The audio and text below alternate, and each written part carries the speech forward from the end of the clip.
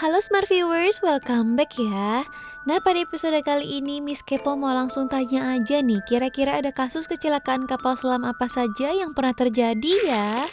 Oke, halo Smart Viewers, ketemu lagi di Worthy of Use and Wonder. Dan seperti biasa bersama kita ya Vlad ya, Wahyu dan juga Vladimir. Dan seperti biasa kita bakal menyajikan berbagai informasi untuk Smart Viewers dan juga Miss Kepo ya. Miss Kepo dan juga Smart Viewers yang ada di rumah. Dan barusan ya Vlad ya, Miss Kepo udah nanyain tentang kasus kecelakaan tenggelamnya kapal selam dari tahun 2000 hingga 2021. Dan kita juga udah kumpulin beberapa informasi ya Vlad ya. Betul. Jadi kita langsung aja ke pembahasan kita. Dan yang pertama itu di tahun 2000, kapal selam dengan nama Kursk atau K141 asal Rusia tenggelam pada 12 Agustus 2020 di Laut Barents. Kapal selam ini berukuran 2 jet jumbo dan bertugas sebagai kapal selam raksasa. Dan diketahui kecelakaan ini itu terjadi akibat adanya ledakan di ruang torpedo, dan akibat kecelakaan ini sebanyak 118 kru kapal dikabarkan hilang, dan fenomena itu menjadi kecelakaan kapal selam terburuk yang pernah ada sepanjang sejarah. Iya, tapi memang udah itu juga sih kan, mereka nyimpan bahan-bahan kayak bahan peledak atau apa, pasti berbahaya juga ya. Memang disimpan di satu ruangan yang sama di tempat mereka bekerja gitu. Nah, yang kedua di tahun 2003 ada kapal selam milik China Changcheng 361 tenggelam pada 25 April 2003 di Laut Kuning antara Korea dan Provinsi Shandong. Kapal laut ini pun ditemukan oleh nelayan China dalam kondisi setengah tenggelam. Jadi kelihatannya sedikit gitu, di sisanya itu di bawah laut. Nah, kapal ini tuh mengalami kerusakan akibat karbon monoksida dan menelan korban hingga 70 kru kapal karena kekurangan oksigen. Jadi memang kru-kru kapalnya itu mungkin keracunan ya dari karbon monoksida. Karbon monoksida itu seperti yang kita ketahui yang dikeluarkan sama kendaraan-kendaraan kayak motor atau mobil, dan akhirnya mungkin krunya keracunan dari karbon monoksida itu. Dan yang selanjutnya tahun 2008, dan ini lagi-lagi terjadi di Rusia nih Vlad.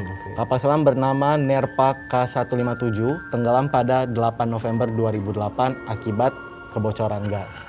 Dan kecelakaan itu terjadi saat melakukan uji coba bawah air di Samudra Pasifik yang menyebabkan kematian 20 orang dan 21 orang lainnya itu mengalami luka-luka. Nah, yang keempat di tahun 2013, Yono Class Submarine yang merupakan kapal selam Angkatan Korea Utara tenggelam pada Maret tahun 2013. Nah, hingga saat ini memang penyebab kecelakaannya pun masih belum jelas. Jadi kurang lebih ada 8 kru yang dikabarkan hilang. Mungkin karena memang Korea Utara itu bisa dibilang negara yang tertutup ya. Jadi permasalahan internal juga mereka simpan, nggak dibuka di depan umum, nggak dibuat kalayak umum gitu mungkin ya. Dan yang selanjutnya yang kelima, tahun 2017 itu ada Ara Sanjuan atau S24, kapal selam asal Argentina yang tenggelam pada 15 November 2017. Kapal ini menghilang secara misterius pada November 2017 pada saat dalam perjalanan ke pangkalan Angkatan Laut Argentina di Mar del Plata. Kecelakaan ini pun menewaskan sekitar 44 kru kapal. Nah, di tahun 2019 untuk ketiga kalinya dalam tahun 2000-an ini tuh kapal selam asal Rusia kembali mengalami kecelakaan. Kapal selam ini dikenal dengan sebutan Losharik yang tenggelam pada 1 Juli 2019. Kurang lebih 11 tahun setelah Nerpa K157 tenggelam ya. Nah, diketahui kapal ini mengalami kerusakan akibat adanya kebakaran serius yang ada di kompartemen bagian baterai. Beberapa waktu kemudian, pemerintah Rusia secara resmi mengungkapkan insiden ini dan mengakui bahwa kapal tersebut memiliki reaktor nuklir di dalamnya. Dan ada sebanyak 14 kru kabin yang dikabarkan meninggal dunia. Dan yang terakhir, yang ketujuh, tahun 2021, yaitu berita yang cukup mengejutkan ya, cukup mengejutkan rakyat Indonesia dan cukup meninggalkan luka yang cukup dalam juga buat kita. Gue pribadi pun juga setiap ngelihat berita ini tuh kayak beneran kayak pengen nangis gitu loh. Ya, bener. Apalagi buat keluarga-keluarga yang ditinggalkannya ya. Dan tahun 2021 untuk pertama kalinya fenomena kecelakaan kapal selam terjadi di tanah air, yaitu tepatnya 12 April 2021 KRI Nanggala 402 dikabarkan tenggelam di perairan Bali. Dan kejadian ini menuai kesedihan dan duka terdalam bagi seluruh lapisan masyarakat Indonesia.